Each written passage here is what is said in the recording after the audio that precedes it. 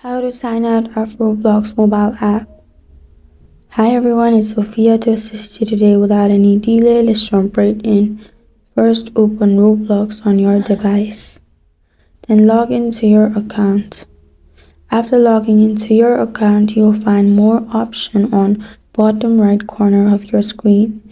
Click on more. After clicking on more, you'll find this kind of screen pop up.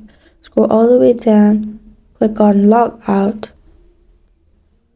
and add your email address if you don't want to get logged out, or simply skip logout anyway.